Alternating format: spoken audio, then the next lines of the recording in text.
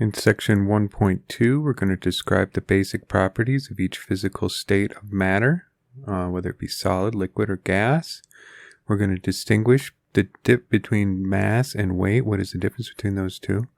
We'll apply the law of conservation of matter, and we'll classify matter as either an element, a compound, heterogeneous mixture, or a homogeneous mixture with regard to its physical state and composition. And finally, we'll define and give examples of both atoms and molecules. So matter is a substance that occupies space, has mass, and is composed predominantly of atoms. Atoms themselves consist of protons, neutrons, and electrons that constitute the observable universe and that is interconvertible with energy. The substance, the second definition we could use is a little bit more general. The substance of which a physical object is composed, or a material substance of a particular kind or for a particular purpose. So when we talk about matter in chemistry, we're really using this top definition here. But you can see that matter is used a little bit more generically in everyday language with the second and third definition. Matter comes in different phases, and it's best to just kind of jump into what the different phases are so you can see exactly what a phase is. So a solid is a rigid phase of matter that possesses a definite shape. So if you have a solid, it does not expand at all. It has a definite shape. For instance, this is a cube here. And it's not going to take the shape of its container or anything. It's just going to stay a cube. A liquid flows and takes the shape of its container. So if we have a liquid, it doesn't expand to fill the container either, but it does change its shape to fill the bottom of the container. It's going to be able to flow and change its shape depending on what container you put it in. And it can move and flow from one area to another. It's always going to go with gravity. And a gas takes both the shape and the volume of its container. So if I put a sample of gas inside of a container, even if it's smaller than that container, it's going to expand and fill the entirety of the inside of the chamber. A somewhat less common but distinct phase of matter is something called plasma. And what plasma is basically if you keep dumping energy into a gas, you wind up with a gaseous state of matter that contains an appreciable amount of electrically charged particles. It has unique properties distinct from other gases, and it can be found in certain high energy, high temperature environments. Okay, so naturally there's plasma inside of stars. Lightning produces plasma, and we use it in a number of man-made applications. Like there used to be plasma television screens were very popular for a while. This is a plasma torch here. And we use plasma pretty extensively now in a lot of industrial applications to like treat surfaces to give them specific properties. Mass versus weight. So this is kind of a confusing thing because we tend to use these terms interchangeably. But mass is a measure of the amount of matter inside of an object. So this weight here, for instance, this standard has a certain amount of mass. Where weight refers to the force that gravity exerts on an object. So when we try and figure out how much mass something has, the best way we have to do that is to weigh it, to see how much gravity is pulling on it in order to determine how much mass there is. The problem with that is that the force of gravity is pretty constant, but not completely constant. It actually depends on how far away from the center of the Earth you are. So if you're at sea level, for instance, you're going to have more gravity than if you were at the very top of a mountain. So something with the same amount of mass is going to weigh slightly differently on those two things, on those two places. And the only way to get around that is to calibrate your weighing device for the area where you're at. So you set up your weighing device wherever you're at. You take something like this standard weight here that you know what its mass is, and then you calibrate this device so that it correlates the force that it's feeling on it with the appropriate amount of mass. This brings us to the law of conservation of matter, which states that there is no detectable change in the total quantity of matter present when matter converts from one type to another. And this is true for both chemical and physical changes. So here, for instance, we have a chemical change. If you think about like a fermenting beer, you have a closed system here, and you have sugar, and you have, the water and the rest of the stuff that the beer is made out of. And what's going to happen is you're going to have yeast convert that sugar over to ethanol, but you still have the same amount of matter in there. If I weigh this bottle before and after, even though they now contain different things, they're going to weigh the same amount. They're going to have the same amount of mass inside of them. Another example would be like a car battery over here. What happens is during the process of releasing energy, electrical energy, you're going to have lead get converted over to lead sulfate and water. But if I weigh the battery before and after, even though they have different states before and after, they're going to weigh the exact same amount. Okay, for every bit of lead sulfate that gets produced, you're going to consume some lead and hydrochloric or sulfuric acid. Elements. So an element is a type of pure substance that cannot be broken down into simpler substances by chemical changes. There are more than 100 known elements. 90 of these occur naturally, and 24 or so have been created in laboratories. And they're all contained within the periodic table. This is a table of all of our elements that we've discovered so far. And we've pretty much filled this out. Because if you look from the top here to the lightest one of hydrogen, we go down. These are all of our naturally occurring ones. And then down here at the bottom, we have some that become less and less common. And then eventually radioactive ones that we've only ever produced in laboratories and stuff like that with like particle accelerators. And we got down here to this very last corner down here. We already know this guy. And so to add any more, we would actually have to start a whole new row. And it's pretty clear to scientists that even if this is possible, they're not going to be stable. They're not something that's found in nature or anything like that. So we may have now discovered all of the known feasible elements, which is quite the accomplishment, actually. Everything is made of elements, so everything that we have is made out of some combination of those elements. If you take a look at a cell phone, you have polymers, so these are plastics such as ABS, and then you have the different metals that are made out of alloys and stuff. Aluminum, iron, and magnesium are elements, and alloys will be some combination of those to put together. You have the processors, which are made out of silicone, copper, tin, gold, and even some rare ones like ytterbium and gadolinium. You have the screen components, which are made out of glass, aluminum, sodium, and potassium. And then you have the batteries that are made out of lithium and cobalt, iron, and copper. So almost 1/3 of the naturally occurring elements are used to make up a cell phone, which is kind of interesting. Like we really figured out how to combine these together to make different products and materials and stuff. So elements versus compounds, and this is an important distinction. So both are pure substances. Meaning that they have a constant composition throughout. If you had a sample of an element and you had a sample of a compound and you took out any little piece of it, it's going to be the same as the whole. That's what a pure substance means. So elements are pure substances that cannot be broken down into simpler substances by chemical changes, okay? They consist of just one type of element. Examples are the ones that are on the periodic table: gold, phosphorus, oxygen, and etc.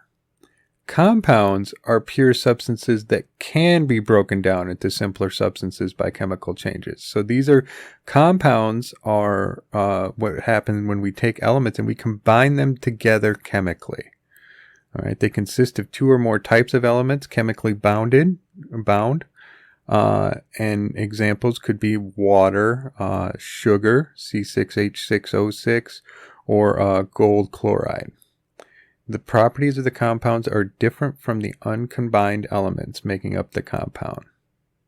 So you can get distinct properties by putting the compounds together, and that's how we get such a myriad of different things that we observe in the real world, even though we have only a finite number of elements, is we can combine them together chemically to produce compounds. Here's an example of a compound being broken down over a Bunsen burner. Here, where we heat mercury oxide, it decomposes down into the mercury, the silver liquid down there at the bottom, and oxygen gas that's going to go up and fill the container. So now that brings us to mixtures. A mixture is comprised of two or more types of matter, elements, or compounds that can be present in varying amounts. So the components of a mixture can be separated by physical changes. Evaporation, dissolution, this is like when you dissolve something. Crystallization, this is when something comes out of like a liquid solution and becomes a solid. Diffusion, which we'll talk about in chapter 9. And there are two types of mixtures: homogeneous mixtures and heterogeneous mixtures. So basically, mixtures are what happen when you combine together elements or compounds, but they're not chemically bonded to one another. The two types of mixtures that we're going to have are a homogeneous mixture. This exhibits a uniform composition and appears visually the same throughout. Another name for a homogeneous mixture is a solution. So one example of that would be like a Gatorade kind of container, right? If you take out any sample and you take a look at it, it looks like it's completely uniform throughout, but it's actually a mixture of sugar and water and dye and stuff like that. A heterogeneous mixture has a composition that varies from point to point. So here they have the example of some salad dressing. You know, you have some vinegar sitting at the bottom. You have some oil at the top. You may have some spices floating around in there. And if you took a little sample out, you'd actually be able to see that it is not consistent throughout the entire mixture. So I really like this flow chart as a way of distinguishing the different kinds of matter we've been talking about so far. You start off with matter as distinct from energy. And the first question you ask yourself is, does it have a constant properties and composition? And if that's not true, you get a no, well then it's some kind of mixture. And then the next question you ask yourself is it uniform throughout? You know, is every piece just like every other part of it? If the answer is no, then you have something heterogeneous, like the salad dressing we saw. If the answer is yes, then you have a homogeneous mixture. Now, if it does have a constant properties and compositions, then you have a pure substance. And then you ask yourself, well, can it be broken down any further and simplified chemically? And if the answer is no, then you have an element. And if the answer is yes, then you wind up with a compound. So all of this matter we've been talking about so far is made out of atoms and molecules. And atoms are the smallest particles of an element that has the properties of that element and can enter into a chemical combination. This idea has been around for a really long time, going all the way back to very early Greek philosophers like Leucippus and Democritus in the 5th century BC. In the 19th century, John Dalton of England supported his hypothesis that there were atoms with some quantitative measurements, and we're going to talk a little bit more about him in the next chapter. And then we have molecules, and this consists of two or more atoms connected by strong forces known as chemical bonds. So we have the atoms that make up all of the elements, and then when we combine them together with chemical bonds, we can form molecules, and molecules are what make up compounds. For a long time, it was just the idea of an atom was just theoretical, but we've actually gotten down to a point where we can actually see these now using like microscopy and stuff like scanning tunneling microscopes, other microscopes that actually use electrons that we'll learn about a little later to visualize them. So here we can see a string of gold atoms all together. As you can see that there's like this striation pattern that's kind of like a grain to the overall metal, and then where it's pressed up you can start to see the individual atoms. We have a lot of ways of symbolizing molecules. One of the more common ones is this like ball method here, where each atom is represented by a ball of a different shape and size, and then you can see that they overlap a little bit to indicate that they're chemically bound together. So this would be hydrogen, we have oxygen, phosphorus, P4, so you have 4 phosphorus atoms. Sulfur can exist as a polymer, S8. You can see a string of those together. We have water molecules, so now we have one of these oxygens bound to 2 of the hydrogens. CO2, carbon dioxide, we have 1 carbon atom bound to 2 oxygens. And then these can get to be really elaborate structures like this one here for glucose. This is a simple sugar that your body's made out of. Your body's made out of really complex molecules. Most of them are some form of polymer.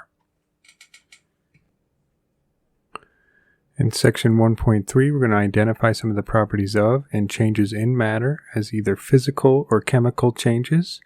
And we're going to identify the properties of matter as either extensive or intensive. So properties are the characteristics that enable us to distinguish one substance from another. Matter has both physical properties and chemical properties. Each element and compound has its own unique properties, though sometimes they may seem really similar to one another, and so it can be kind of difficult to tell them apart when they're really similar, but they are unique, and if we can measure them with enough accuracy, we can tell the difference. Understanding the properties of mixtures, components is essential to successfully separating them. So physical property is a characteristic of matter that is not associated with a change in its chemical composition. Examples of this could be density, color, hardness, the melting or boiling points that they have, and their electrical conductivity. These are all physical properties. And there's not going to be any change in its chemical composition, i.e. no chemical bonds are going to be broken or formed when any of these change. So a physical change is a change in the state or properties of matter without any accompanying change in its chemical composition. An example of this would be like phase change. So like if you have solid butter and you melt it into a liquid, then that is a physical change. We haven't changed that it's still butter. We just changed what state it's in. And another example would be like steam that condenses up here. So it was water vapor and it condenses down into water liquid on the top of the lid, but it's still water. Chemical properties.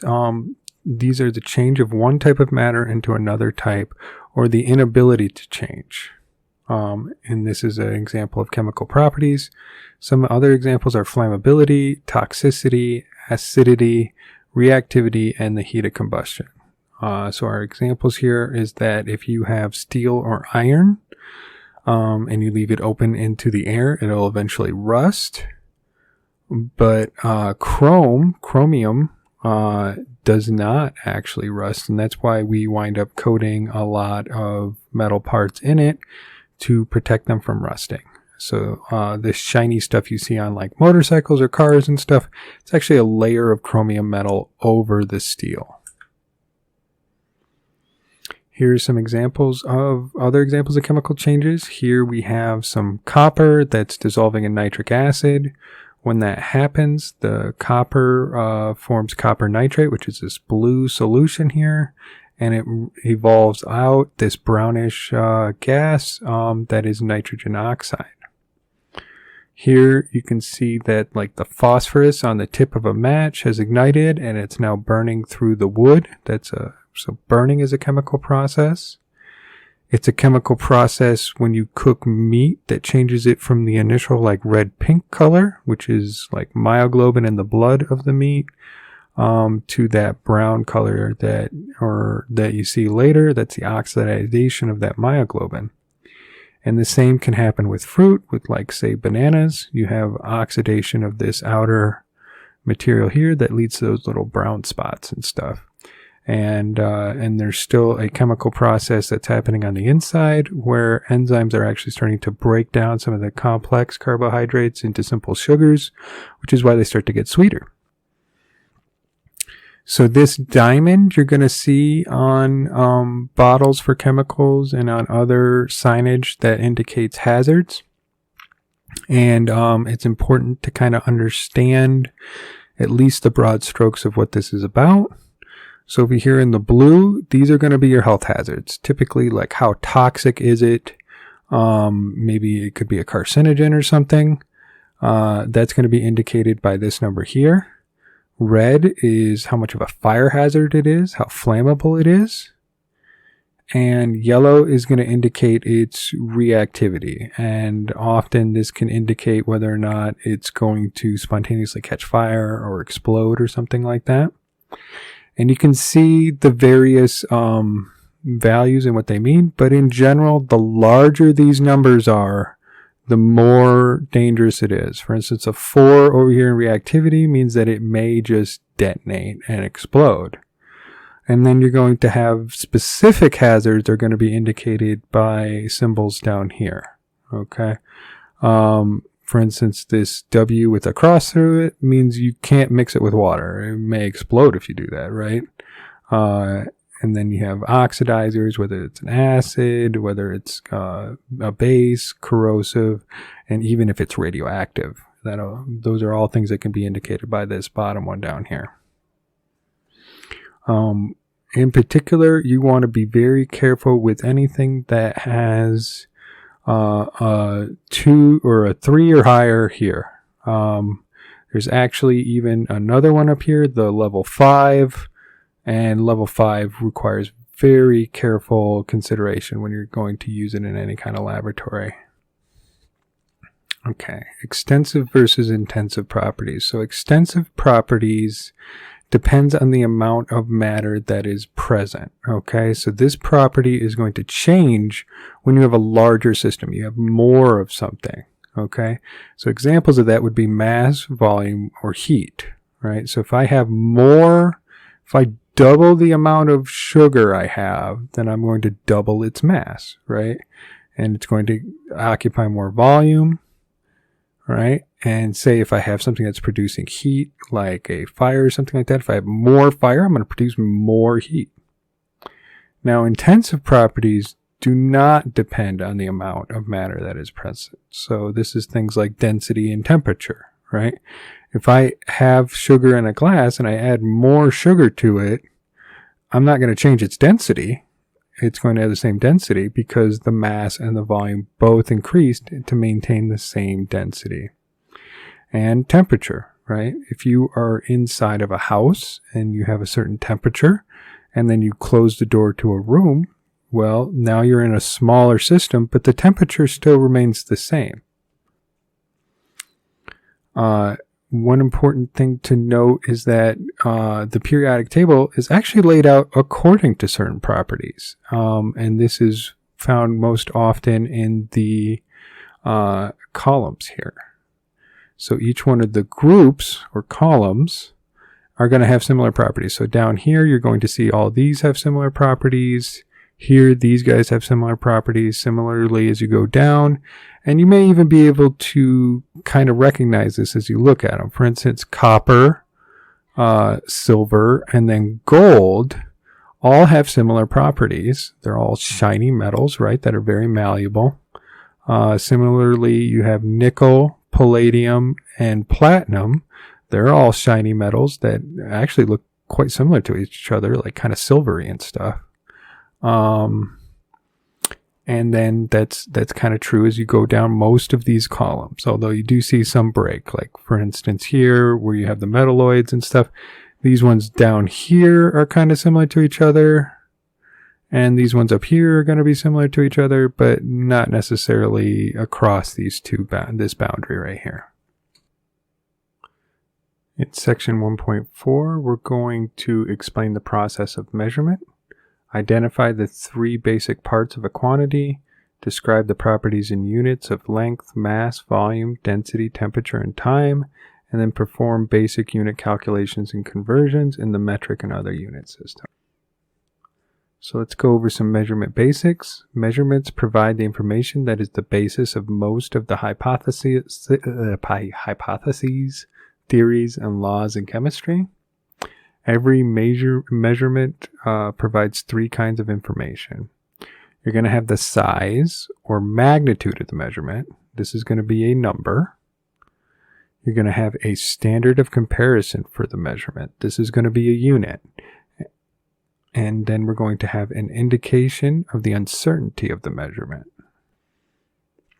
Now, it's important to realize that units are really, really crucial. Whenever you write a number, you need to have a unit with it. And this can be a little difficult for people at first when they transition from something like a pure math course, where you're dealing with pure numbers that don't have units, to a science course where any number that you write is really going to be meaningless or at best really confusing without a unit associated with it. So in this course, you're always going to have a number and then a space, and then you're going to have the unit that's associated with it. And it's key to understanding that using and manipulating units is key to solving chemistry problems. Really, it gives you a good, once you start getting used to doing some unit analysis in your problems, it really gives you a good intuition of whether or not you're getting it right or wrong. In chemistry, we typically use an updated version of the metric system known as the International System of Units, or SI units. And this has been in effect since about 1964. And is really the standard internationally in general. So the SI system is based off of a few base units.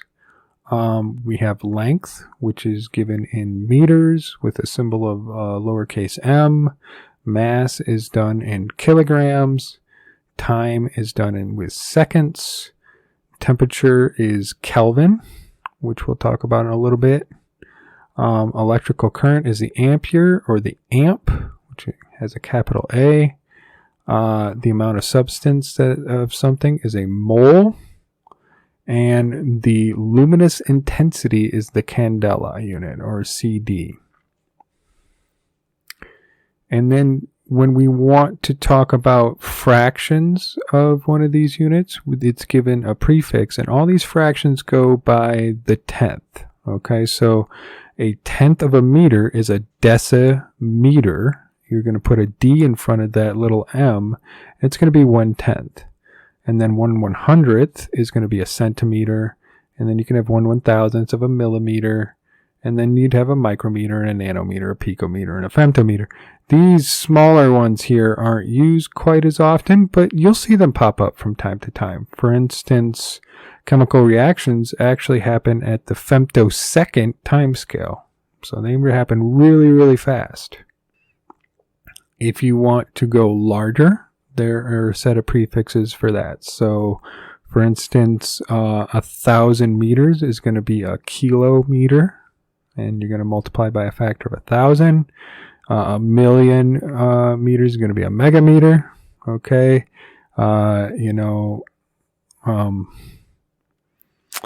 this would be a billion units is going to have the prefix giga. You're seeing this now popping up in like computers and stuff. For instance, most RAM is in gigabytes, so billions of bytes is like the size of a RAM stick now. And then like sometimes you'll see tera. For instance, like there are terabyte drives now, like hard drives and stuff that are able to store a lot of information on them. And that's going to be of a factor of times 10 to the 12. So measuring length. The SI unit of length is the meter.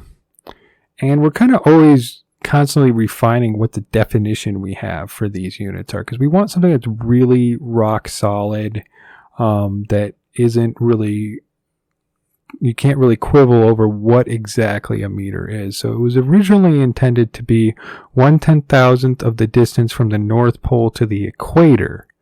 But because the Earth isn't perfectly spherical and it doesn't actually keep the exact spherical shape all the time, this is actually a moving value. This changes what the definition of a meter is at any given time.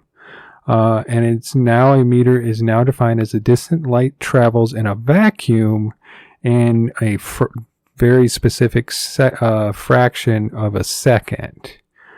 So now we're basing this on how fast light travels in a vacuum, which is a standard that is not going to change and is actually something we can measure now. A meter is about 3 inches longer than a yard. If you're used to what a yard is, it's a little longer than a yard. And here we can see a graphic where we kind of compare them. You'd have like a meter. Here would be a yard. Here is a centimeter, which is usually in countries where they use the SI system, they typically go from meters to centimeters, just like we would go from yards to inches. And you kind of get a sense for how large these are in scale from one another. You also can see how we would come up with the conversion factor between them, right? So if you knew how many inches something was, well, you'd multiply it by 2.54 to figure out how many centimeters it was, because there are 2.54 centimeters for every 1 inch. And similarly, there's 39.36 inches for every 1 meter. The SI unit of mass is the kilogram. And this was originally defined as the mass of a liter of water, which actually sounds pretty good, except for we actually started to have trouble with what we really qualified as water, because it's really actually very pure or hard to get absolutely pure water into a container. And it also tends to change because the density of water changes fairly significantly, not too bad, but it does change with temperature. We actually started to go with something else, and it is now defined by a certain cylinder of platinum iridium alloy, which is kept in France. So this thing is the kilogram. Like that, we base everything off of how much this thing right here weighs. And you can see that it's kept in this double container away from any kind of air or anything that would change its mass. And this became very important because we needed a standard for things like precious metals like gold and stuff. And so we decided we really need to nail this down, and they made this block here. And it doesn't tend to change much or anything like that.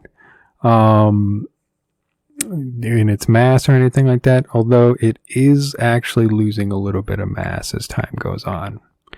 And just as a sort of scale here, 1 kilogram is about 2.2 pounds. So for temperature, the SI unit of temperature is Kelvin. There's no degree, word, or symbol associated with Kelvin. You just say like it's 200 Kelvin. You know, say 200 degrees Kelvin, for instance. The degrees Celsius is also used in the SI system.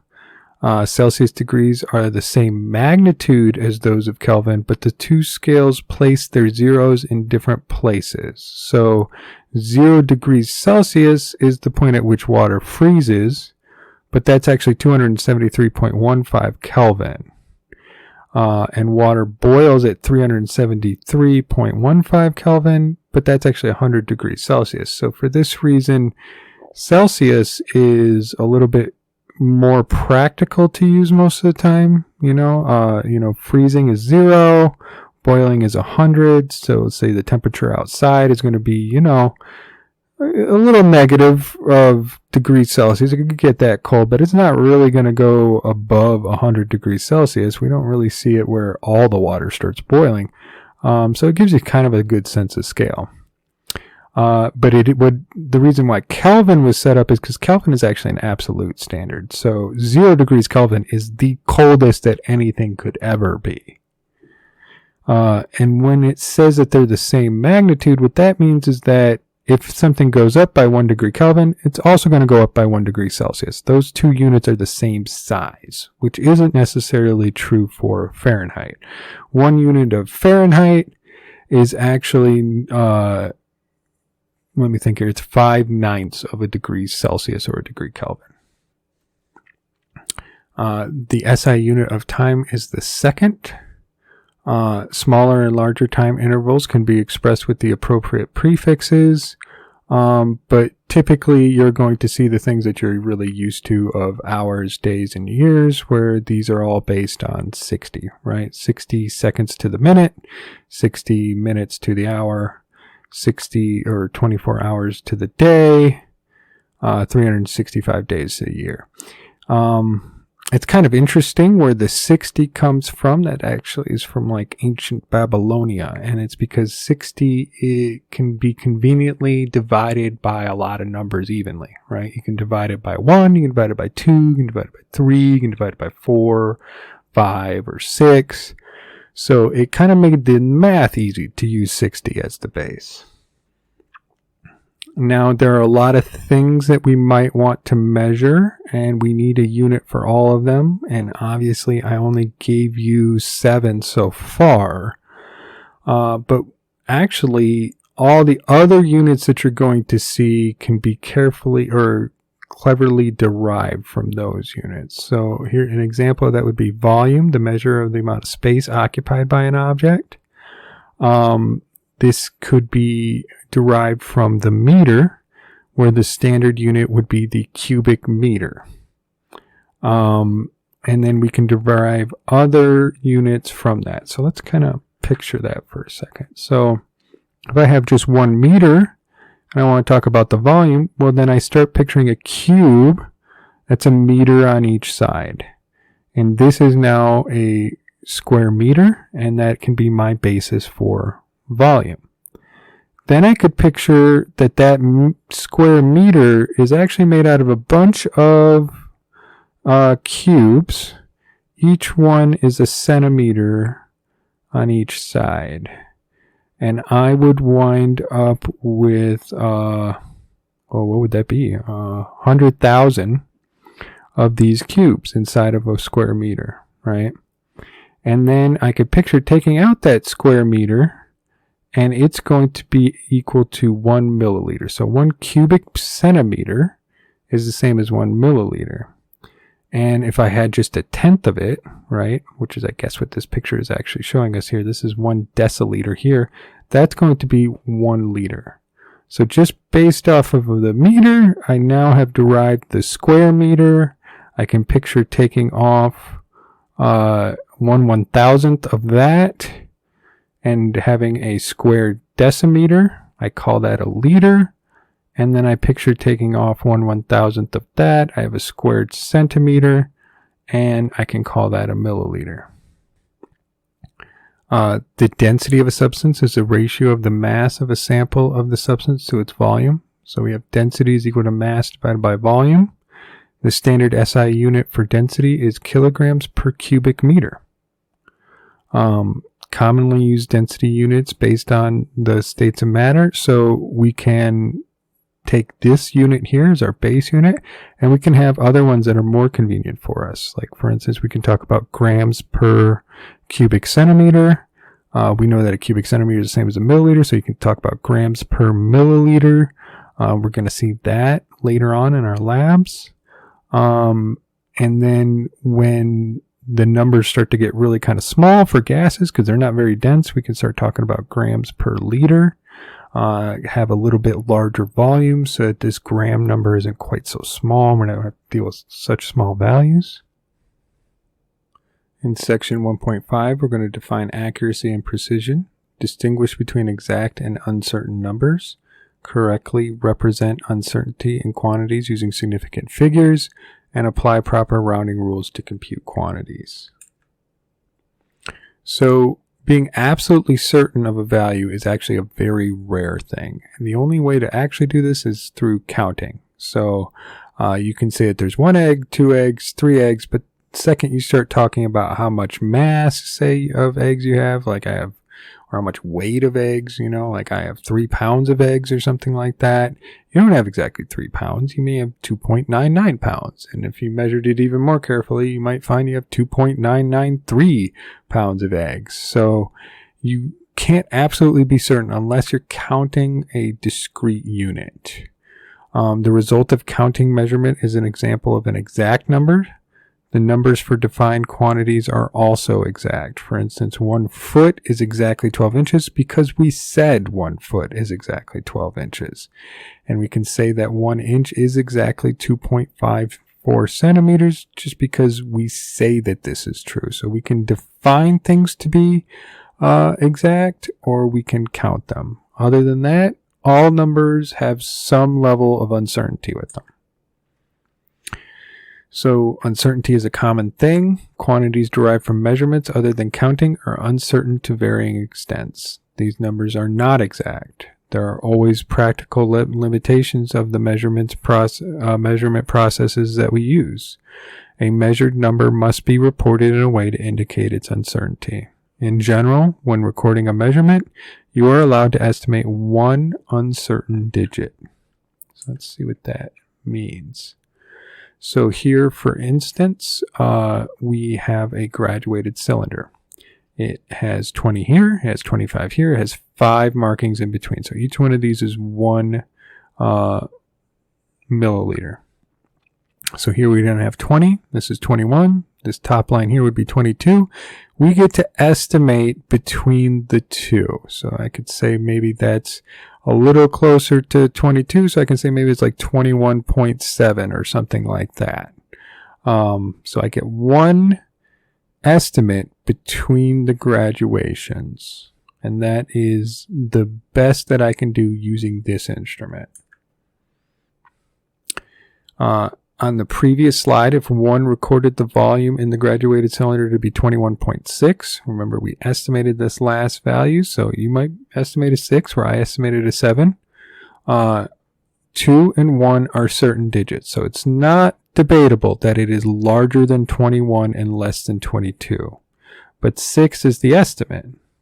Someone else might perceive the volume to be 21.5 or 21.7 milliliters. All the digits in a measurement, including the uncertain last digit, are called significant figures or significant digits. Frequently, we need to know the number of significant figures in a measurement reported by somebody else, and I would say pretty much always we need to know that. So there are some cases where we're going to write numbers that are not significant, okay? Non-zero digits are always, but there are some cases we're going to write numbers that aren't significant, but these ones are always going to be significant. Any non-zero digits, any captive zeros, so those are zeros that are in between 2 non-zero digits. Any trailing zeros, so the zeros we write at the ends of numbers, when they are to the right of the decimal place and when in scientific notation. These numbers are always not significant. Leading zeros, so zeros at the beginning of a number, and trailing zeros when they're to the left of the decimal place. So we're going to look at some examples here. So here is our captive zero. It's got 2 non-zero digits on either side, so that is a significant digit. This is a trailing zero, and there's no decimal place, so it is to the left of the decimal place if we had written it. This is not a significant digit. Here we have our leading zeros here, here, and here. Doesn't matter if they're to the left or to the, doesn't matter if they're to the left or right of the decimal place. They are not going to be significant. Here we have our captive zero, and again, just like when it was to the left of the decimal place, it is significant. And now we have our trailing zero. And unlike this one, because it's on the left side of the decimal place, because this one's on the right side, it is a significant digit. Okay? And one way I like to think about that is if I'm going to write out the number 3090, I have to have this 0 here, or else it's just not 3090, right? There's no way for me to write that and not have that 0 there. Okay, so that means that it's not necessarily significant because it's just an artifact of the way that we write numbers. Over here, though, I had to go out of my way to add another 0. I could have just stopped writing numbers right here, 0.00802. I went out of my way to write this, and I went out of my way to write that number because it was significant. So let's talk about how we work with Sig Figs. Results calculated from measured numbers are at least as uncertain as a measurement itself. So we're indicating something about the measurement technique that we used. How accurate was this when we're writing our measured numbers with significant figures? When performing mathematical operations, a set of rules must be followed because we can't wind up with numbers that indicate a higher level of precision than we actually had when we made our measurement. And you can definitely do that, again, just as an artifact of the way that we do math. Numbers must be rounded to ensure that the result of a mathematical operation doesn't imply greater precision than it actually has. So let's go through our rules here. When we add or subtract numbers, we should round the result to the same number of decimal places as the number with the least number of decimal places, the least precise value in terms of addition and subtraction. Okay? So here we have 3 places past the decimal place. Here we have 2 past the decimal place. We only get to write our number 2 past the decimal place. Okay, we got to go to the least one and make sure that we stick to that. So we only get the 2 here. So we would have added these together.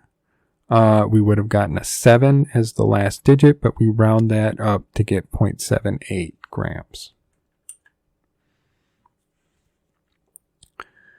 When we multiply or divide numbers, we should round the result to the same number of digits as the number of the least number of significant figures, the least precise value in terms of multiplication and division. Okay, so before we were only concerned about how many numbers we had past the decimal place, but when we're doing multiplication, we're going to look at the whole number, the number as a whole. So here we have 3 Sig Figs, here we have 2 Sig Figs. When we write the number out, we only get 2 Sig Figs. Okay, so this one's significant, the 3 is significant, but these 2 trailing zeros to the left of the decimal place are not significant. All right, so we had to round it to that number because we were limited to 2 Sig Figs from the 42 centimeters. Here we have 3 significant figures. Here we only have 2. So we have to round our number to only have 2 significant figures. Even though we had 4 here, we only get to use this 2. Okay? Remember that these leading zeros were not significant because leading zeros are never significant. If the digit to be dropped, the one immediately to the right of the digit is to be retained. Is less than 5, we round down and leave the retained digit unchanged. If it is more than 5, we round up and increase the retained digit by 1. If the drop digit is 5, we round up or down, whichever yields an even value for the retained digit. So there's a little caveat here. So we're used to, if it's less than 5, we round down. If it's more than 5, we round up. Here, they kind of make this distinction. Usually, often in America, if it's a 5, we just round up. But this does lead to some error over time. So one way to get around that is they say, well, if it's a 5 and it's right in the middle, we're going to round down or up depending so that we get an even value. Why do we want an even value? There's no real reason why we get an even value. It's just that in the long run, you're going to wind up rounding up just as much as you round down because half of the numbers are even and half of them are odd, right? So it's just to give it like a 50-50 round up and down on a 5. So It's not a bad way of going about doing it, and it is the standard in like baccalaureate programs and stuff internationally to do this. But, you know, it is a little different than what you may have been taught, where in America we just round fives up. The following examples illustrate the application of this rule in rounding in a few different numbers to 3 significant digits. So if we're going to round this one to 3 significant digits, so we're looking to round to this number, and we're going to base it off of this number right here, which is a 7. So 7 is greater than 5, so we round up, and we get 2.67. We rounded this 6 up to a 7. Here we're going to round to 3 significant digits, so we go 18.3. So we're going to round this number, we're going to base it off of this one. This is a 3, which is less than 5, so we round down. We'll get 18.3. Here we're going to have 6.87. We get that 5, right? So we're going to decide whether or not we're going to round up or we're going to round down. If we round down, we'll get 6.7, which is an odd number because it ends in 7, which is odd. If we rounded up, we'd get 6.88, which is an even number because 8 is even. So we do that and we round it up. Okay. Here we got 92.85. If I round that up, it'd be 92.9, which would be odd. So I'm going to round that down to give 92.8. So accuracy versus precision. We're going to look at this in one of our labs as well. A measurement is said to be precise if it yields very similar results when repeated in the same manner. And a measurement is considered accurate if it yields a result that is very close to the true or accepted value. So these are different things, and I think this graphic really helps to kind of indicate that they're different things, okay? So if you imagine throwing a dart at a dartboard, okay, and the center being the actual true value that you can verify through some other means, okay, if you keep getting close to it, and you repeatedly are able to get close to it, well, then you're being both precise and accurate. Okay? Over here, you keep hitting the same spot. It's not close to the actual value, but you keep hitting the same spot. You're still being precise. Okay? You're still repeatedly being able to hit the same spot. It's just not the one that's the most that you're looking for. It's not accurate.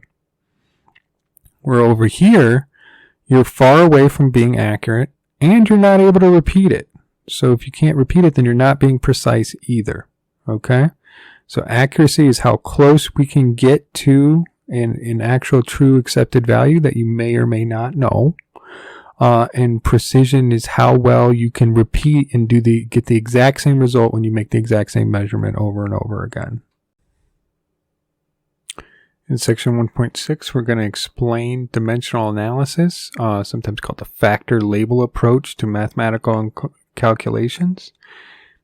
And then we're going to use dimensional analysis to carry out some unit conversions, which is a good example of how to do dimensional analysis that we can start off with for a given property and computations involving 2 or more properties. So let's take a look at this.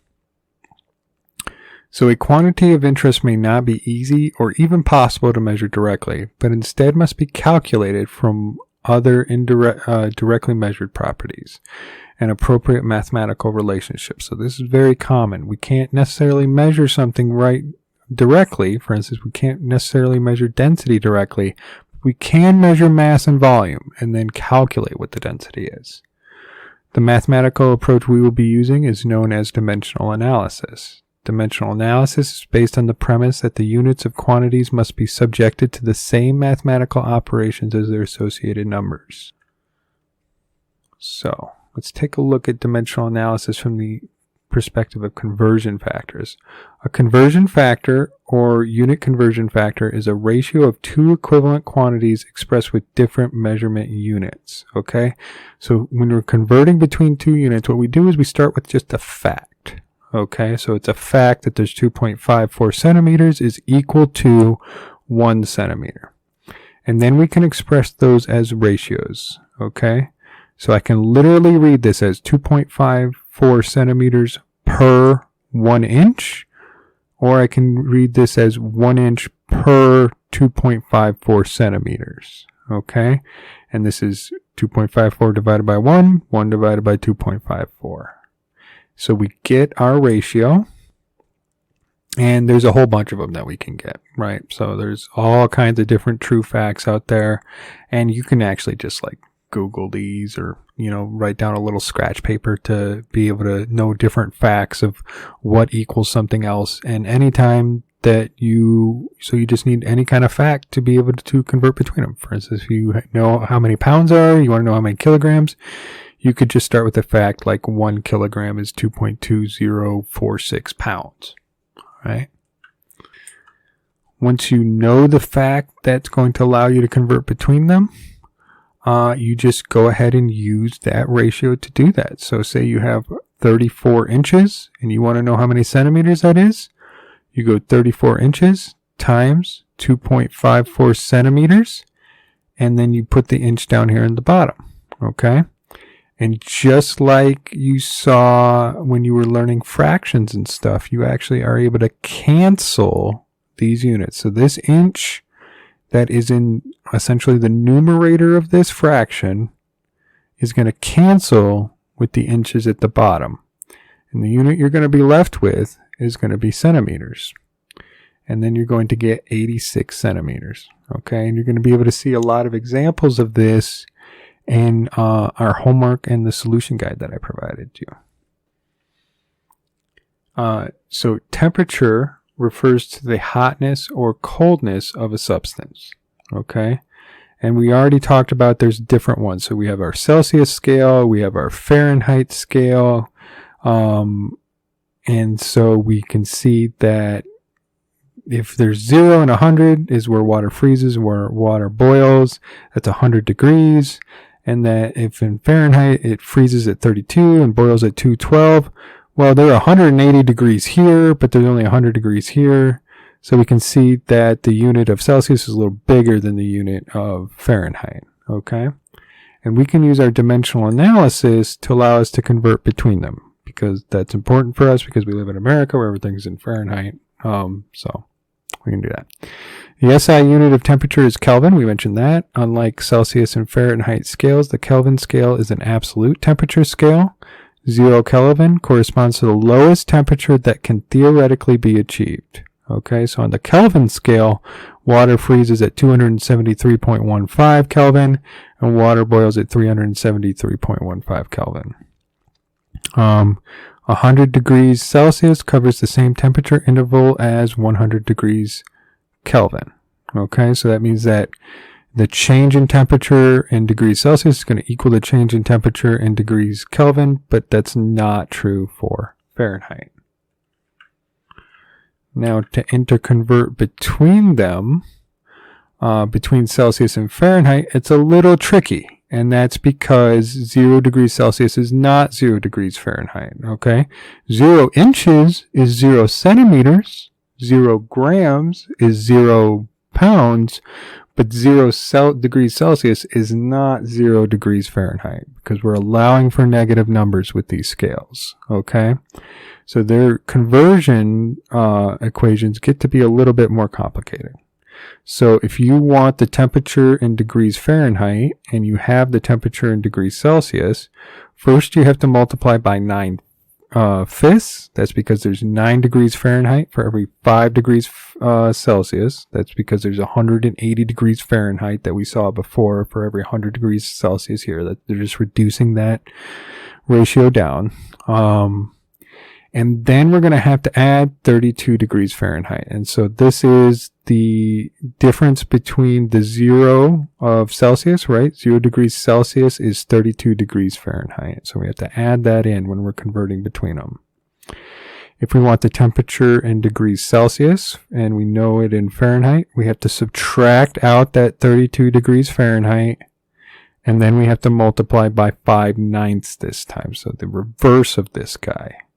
And you can see how all these units are going to play out, right? This is going to be in degrees Celsius, After you multiply it by this, you're going to cancel the Celsius. You're going to be in degrees Fahrenheit, and then you're going to add degrees Fahrenheit to it. Your final answer will be in degrees Fahrenheit. Over here, you're going to start off with degrees Fahrenheit. You're going to subtract degrees Fahrenheit. You're going to multiply by this ratio. You're going to cancel those degrees Fahrenheit. Whoops. And then you're going to have degrees Celsius for your final answer. Celsius to Kelvin is a little bit easier because they are the same size, right? So we don't have to deal with this ratio anymore because they're the same size. So you can just imagine if a degree Fahrenheit was the same size as degree Celsius, this ratio would go to 1, which is the case in degrees Kelvin.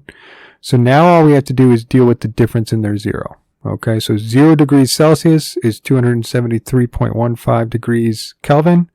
So you have to add those degrees Kelvin to the degrees Celsius in order to get degrees Kelvin. You most often are going to see it like this, but the units don't actually work out because really we need to multiply by that ratio. And that ratio is 1 degree Kelvin for every 1 degree Celsius. But you see I'm write it really lazy.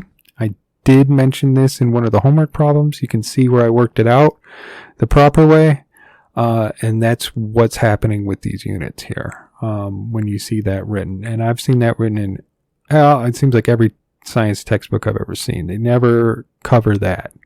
And so right when we're teaching you about dimensional analysis, we stop talking about it with this conversion. And I don't really like that. So that's what's happening there.